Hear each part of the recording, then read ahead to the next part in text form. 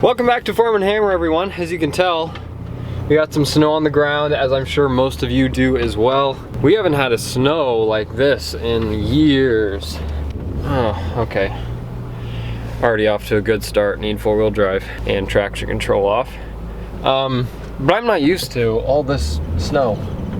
I've never dealt with snow like this. So here in Missouri, we're used to dealing with ice all the time, multiple times in a winter. But snow, we normally maybe get an inch or most of the time just a dusting, but this is a very abnormal situation here. Anyway, I've got some hay to feed the cows today. We're gonna check and make sure none of them have calved in this terrible weather.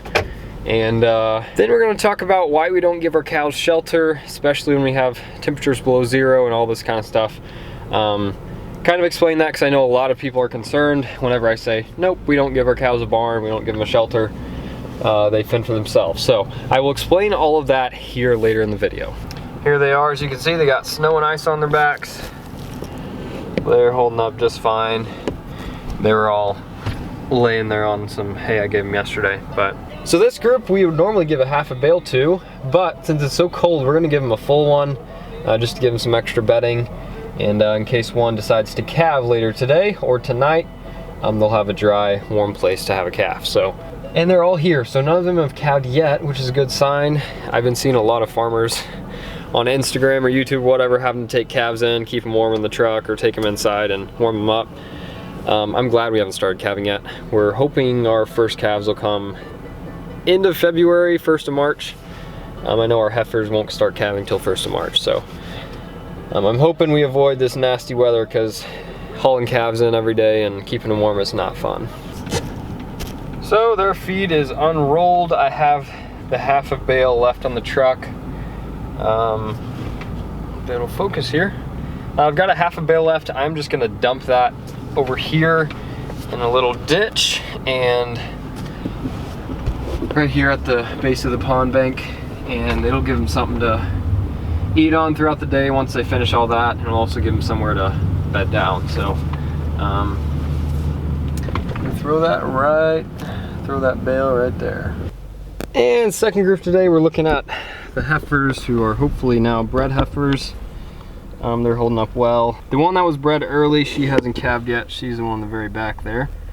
Bulls right there, looking good.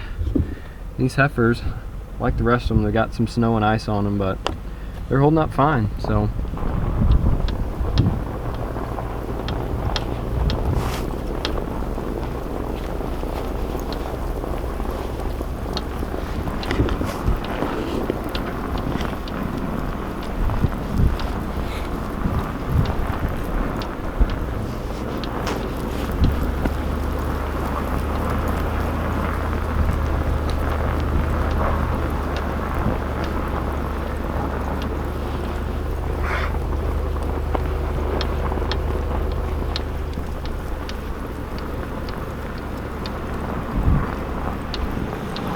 Snow's coming down pretty hard now.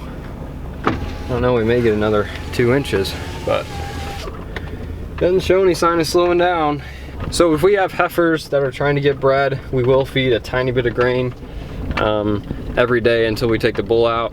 This group, we really haven't hardly fed much grain, maybe 2 or 3 days a week, and that's just a little bit to keep them coming. But today we are gonna give them grain. I've been giving them grain the last 3 or 4 days. There's been snow and ice.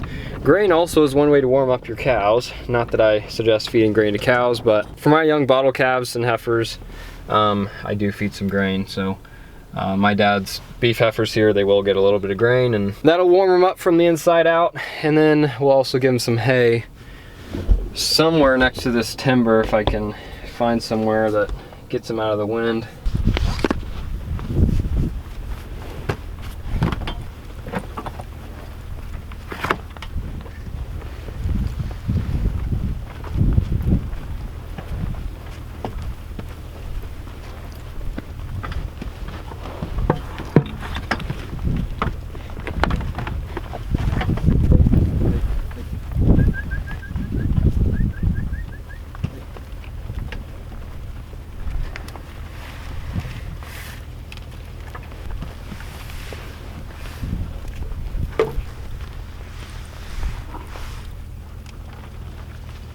Okay, the heifers now have their feed. I'm thinking, since all the snow and wind is going that way, I'm gonna try to, I'm gonna slip this bale right there in between that pond bank and the timber there.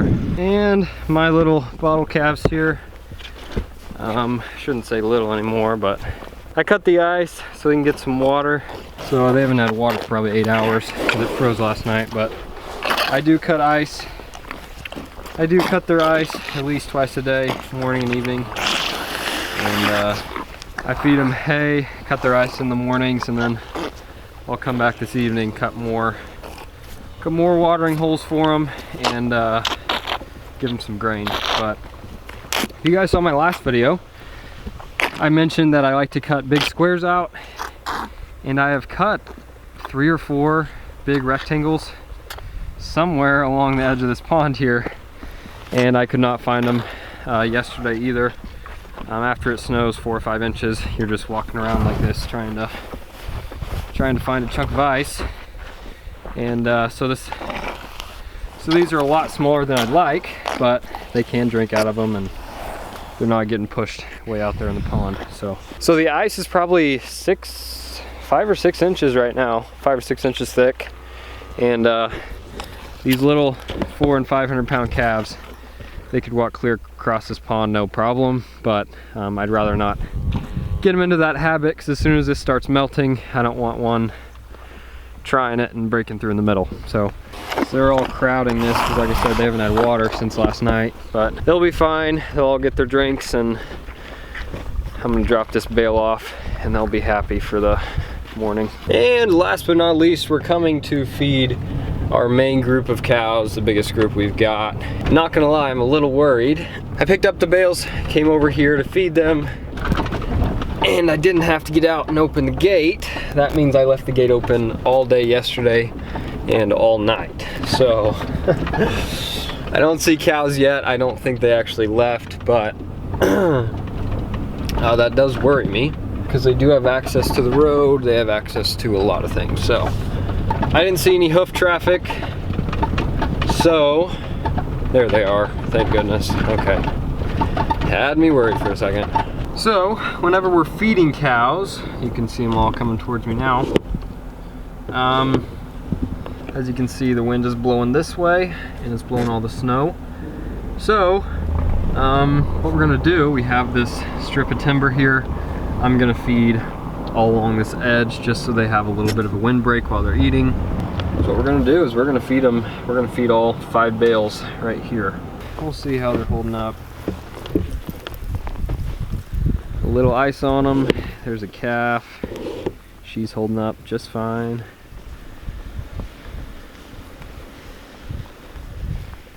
There's a heifer, bred heifer, about to calve. She's doing okay. All the cows look fine. They're not showing any signs of stress. Obviously you can tell they're a little chilly, but no one's shivering. They've got ice on their backs. They're doing just fine. And they're ready for some hay, so I won't keep them any longer. I'll get these unrolled, get them distracted, and go back for some more hay. Okay, girls, watch out. I need through.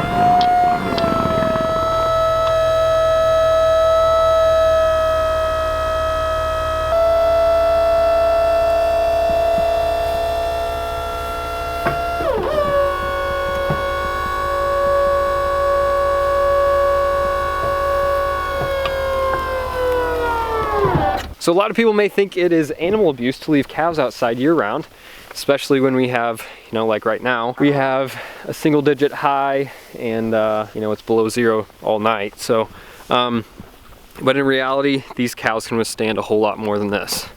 As you can see, they're doing fine. They're eating hay. They're not showing any signs of being cold. Even these young calves that are 350, 400 pounds, they got snow on their back, ice on their ears, and they're doing just fine.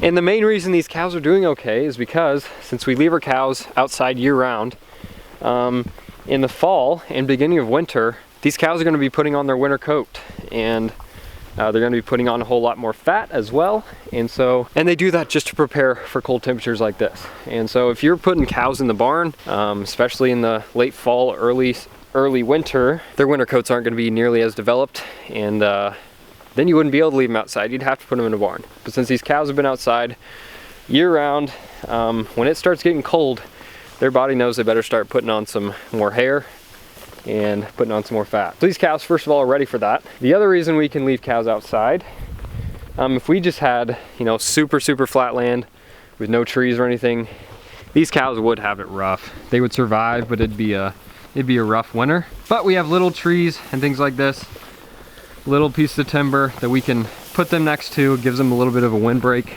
and a lot of our fields actually have cedar trees on the edges, and cedar trees provide a super great windbreak. I know a lot of farmers hate them and want them cut down, but a big cedar tree can provide a lot of windbreak and really keep these cows pretty warm in the winter. So because it is cold and cows are out here, they do require more food. They're burning a lot more energy and calories because it is so cold. And so we do have to give them more hay than we would if we kept them in a barn. So instead of giving these girls 4 or 5 bales, we'll give them 5 or 6, depending on the day and the weather.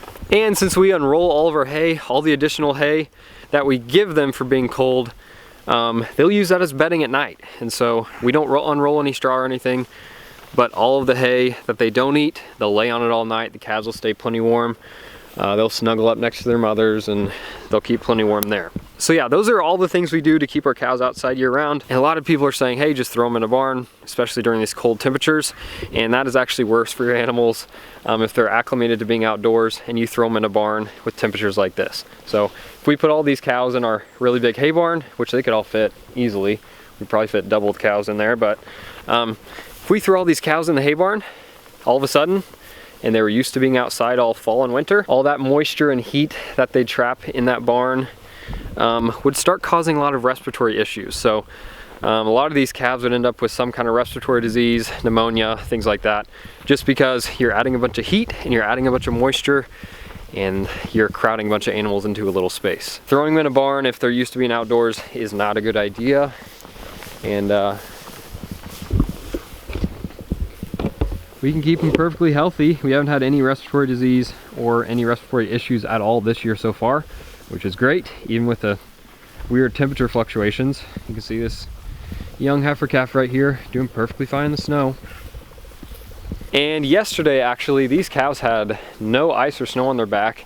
It was super sunny yesterday, which is why I had sunglasses on. It's still, snow's a little bright, but not too bad. But yesterday the sun was out, even though it was still, there's still 5 inches of snow on the ground. Because these are mostly black-hided cattle, the sun warms them up pretty quick, and they melted all that snow off by 10 o'clock in the morning. So in the winter, having a black hide really does help out.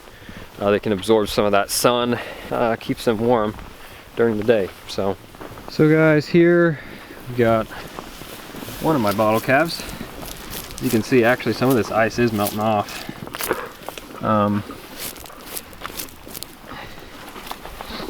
Anyway, all these heifers here that are about to calve, she should be going in 2 or 3 weeks here.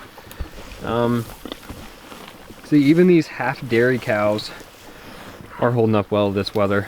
If you do have a lot of ear in your cattle, you might have some shorter hides, and they may not be able to withstand some cold winters. But if you've got Angus or Hereford, Gelbvieh, anything like that, most of your beef cows should be perfectly fine in temperatures like this. So even calves. Anyway guys, I'm going to finish feeding This group of cows got 3 or 4 more bales to feed them, depending on the size of bale I decide to feed.